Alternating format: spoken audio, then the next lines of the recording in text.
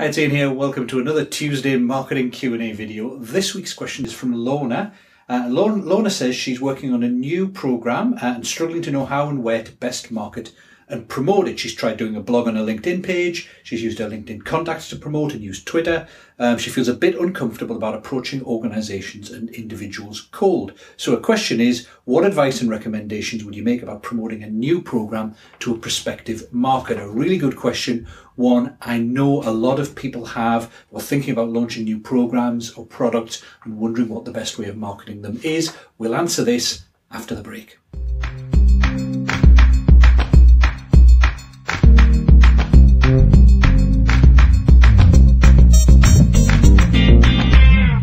Welcome back. So what are the best ways of promoting a new program, a new product to a prospective audience? I'm going to cover a couple of points here. The first one is about the methods you might use to promote the product or program. The second is the steps you'll go through. So in terms of the methods, firstly, in terms of is it LinkedIn, is it Twitter, is it etc. I've always found email works best for me, but the truth is it's whichever place you have built the most responsive audience. So if, like me, you've invested a lot of time in building an email list, in interacting and giving value to that email list and the people on it, then you're going to have success promoting to that email list because they already trust you. You've already done good stuff for them. They're likely to be responsive. On the other hand, if where you've done your kind of best work is you've built relationships with people you're connected to on LinkedIn, you've had interactions with them, you've added value, or maybe it's in a forum or a group, wherever it is that you have built your best relationships, those are the places where you're likely to have the best response when you launch the product.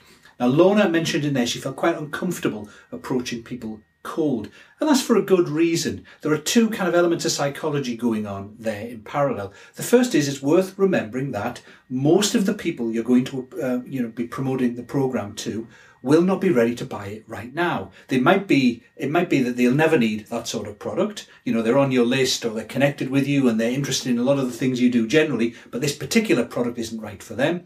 Or it could be that the timing's just not right. So they may be interested in future, but they're not interested in it right now. And it could be 90-95% of the people who you promote to are in that group.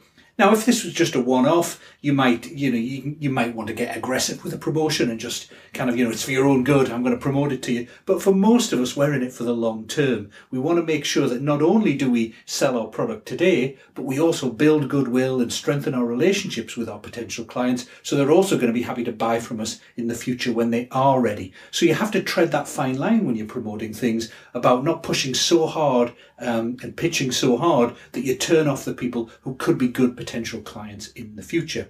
The second thing you face is your own psychology too. Most of us feel uncomfortable about pitching things cold to people because we recognise, I think underneath and at least subconsciously, that they won't respond particularly well if they're not ready right now.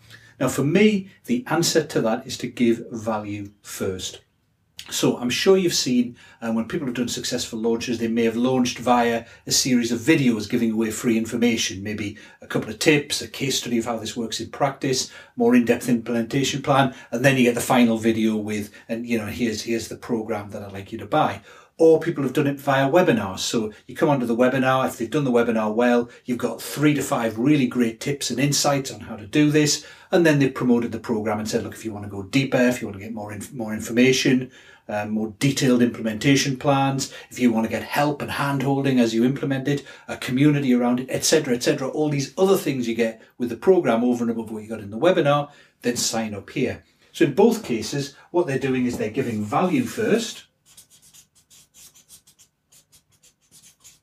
So that serves two purposes. One is it builds goodwill with your potential clients. So even if they're not ready to buy, you've built further goodwill with them, so they're more likely to buy from you in future. The second thing is it identifies the people who are ready to buy, because no one's going to come along to a webinar about a particular topic unless they're interested in that topic. So they're the people most likely to respond well to your sales message that comes later. If they're not interested in the topic at all, they just won't sign up and turn up to the webinar. The next thing they do is they position the product, the offer, as the logical next step. So it's a logical next step offer. So this isn't just random value you're giving to people, it's value in the area that the product is in. So let's say you're selling a program on how to reduce procurement costs. You've given them a couple of tips on how to get some quick wins and reduce the amount of inventory lying around the place in squirrel stores, etc. And the program itself covers a more systematic approach to supplier selection and negotiation, etc. Well, once you've made those quick hits, the logical next step is you go on and treat the deeper root cause issues and implement a system to keep getting these benefits on an ongoing basis. So you may be solving the first problem, and the program deals with the more deeper issues, or maybe you give them the ideas and the insights on what to do, and the program gives them the detailed implementation guides on how to do it. Or maybe the program has some tools in there that they can use, or some hand-holding, some direct coaching from you, or a community where they can get help. But in each case, they get value in and of itself in the thing you give them first. So the people who come along and don't buy still feel good and you've built goodwill. But the people who are ready to buy, they get even more. It's logical that they would go on and take that next step of working with you.